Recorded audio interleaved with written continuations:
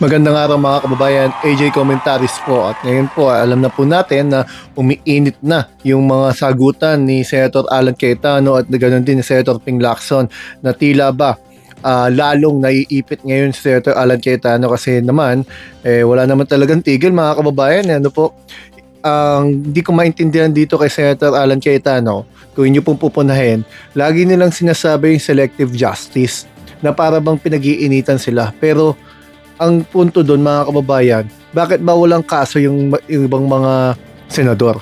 Bakit ba sa grupo nila napakadaming kaso? Unang-una sila si Kiko Pangilinan, matagal ng senador. Tito Soto, matagal ng senador. Bakit hindi nasasangkot sa korupsyon? Bakit walang mga kaso? Bakit ang tila bang gusto mangyari ni Alan Cayetano, kasuhan din yung iba? Kasi pag sila kinasuhan, selective justice. Ang tanong, may ginawa ba silang mali o wala? Yan po ang gusto natin pag-usapan ngayon. Kung hindi pa po kayo nakasubscribe, sana po subscribe na po kayo, comment at like mga kababayan. Marami pong salamat. So alam na po natin, binanatan yung mga nasa majority, particular si Senator Lacson, na sinabihan pa niya ng tungkol sa background ng korupsyon. Kumbaga, alam naman po natin, Senator Lacson, isa yan sa mga senador na walang pork barrel. Ang natatandaan ko, si Senator Miriam Santiago, hindi rin tumatanggap ng pork barrel. So, nagkamali ata siya doon sa ginawa niyang yun. Napaso siya dahil pinag-init niya yung ulo ni Senator Lacson. Kaya naman, nagsalita si Senator Lacson. Babasahin ko po ang kanyang statement, mga kababayan. Sabi niya, "My integrity is my first and last line of defense and I will fight to defend it and with all my might. Senator Cayetano has crossed the line by attacking it. As of this morning, I'm still counting informants and witnesses directly or indirectly through intermediaries willing to provide information and evidence to put him in his proper place, the Payatas QC Jail." Yung pakabigat po nun, mga kababayan. Ibig sabihin, sinasabi ni Senator Lacson, aktibo at kasalukuyan siyang kumakalap ng mga ebidensya laban dito kay Senator Alan Cayetano. Kung napanood niyo po yung video kung pinaliwanag mga ilang linggo na, yung tungkol po doon sa flood control project na sinabi ni Diskaya na nailagay sa Taguig.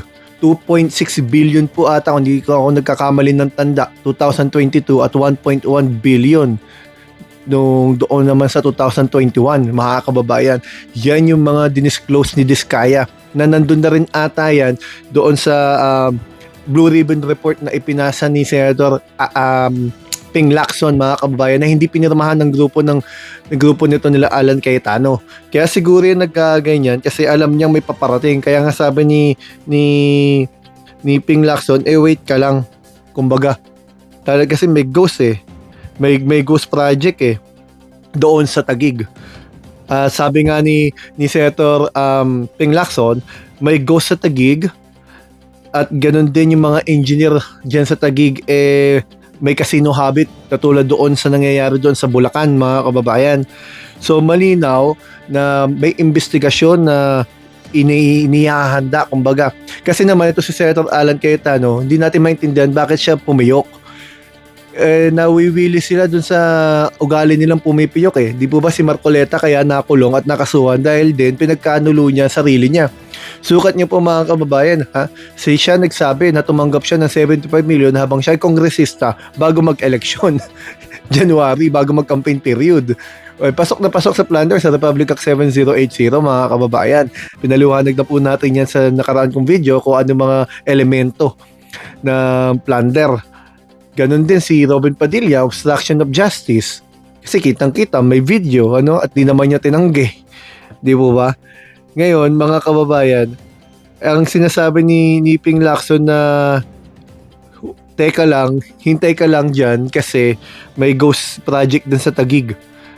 Mahirap yan kasi, mga kababayan, si Ping Lacson, kilala naman natin na talagang hindi umuurong sa mga laban. Kaya mahirap yung ginawa ni Alan Cayetano. Kaya kung sinabi kanina, bakit siya pumiyok, mga kababayan, yung sinabi ni NBI Director Matibag na may imbestigahan sila dahil may nakuha sila mga dokumento, may nagpadala sa kanila patungkol sa SEA Games. Di po ba ang nag-react agad si Alan Cayetano? kapungat-pungat, sinabi ni Director Matibag, wala naman palang pangalan ni Alan Cayetano do dahil hindi siya miyembro ng Board of Directors or Board Members. Kaya kaduda-duda yung sinasabing siya ang chairman. Kung siya ang chairman, mga kababayan, de facto man yan, o kung ano man ko, hindi pwede kasi mag-appoint mga kababayan, kasi non-government agency yun, non-government organization yun Hindi natin alam bakit siya nagdedeklara na chairman kung hindi naman siya nasa papel ni board of director o board member, hindi siya kasama, mga kababayan. So ang ibig sabihin, meron ding kailangan ipaliwanag kung dami siya o ano bang pwedeng ikaso doon, kasi mga kababayan, nakakalito, no? Hindi naman pala siya kasama doon sa dapat imbestigahan, pero nag-react siya. Lalo tuloy nagkaroon ng dapat tignan kung bakit ganun, mga kababayan, no? Ang sabi pa nga ni Senator Ping Lacson, no? Black propaganda daw yung paratang sa kanya Senator Alan Cayetano, kasi hindi daw tulad ni Senator Alan Cayetano, meron daw insertion si Cayetano na 6.79 billion, mga kababayan, nung GAA o sa GAA noong 2025. Ngayon, ang sinasabi nila na meron din daw si Ping Lacson, pero nakalimutan nila, May 2025 nanalo senador si Ping Lacson at June 30, 2025 siya umupo. Ano ibig sabihin ng mga kababayan? Yung binabalangkas pa yung budget ng 2025, mga 2024 yon, hindi pa po siya nakapwesto. So, yung sinasabing insertion, kumbaga AKA daw, sabi ni Senator Ping Lacson, pork barrel. Kumbaga, yun din yun. Hindi naman siya nagpa-pork barrel simulat sa pool Sabi nga niya, lalong wala siyang 25% kickbacks. Mga kababayan, hindi tulad itong mga to, no? Siguro to talagang naglalabi. Sabi niya, he consistently refused, mga kababayan, yung lobby monies in relation to any job as legislator. Kumbaga, hindi siya tumatanggap ng mga perang ganyan. Ang problema, noong maraming pananagutan at sasagutin itong si Alan Cayetano dahil sa kanyang kakadaldal. Yan ang mga namanan niya siguro dun sa mga agrupo niya na daldal ng daldal, tapos pinagkakanulo ang sarili nila. Kasi alam naman natin, mga kababayan, kaya nasabi ko kanina, si Marcoleta nahuli sa kanyang bibig. Ganon din naman si Robin Padilla. Ito mga to, paano nila sasabihin selective justice? Pag hindi yan kinasuhan, yun ang selective justice.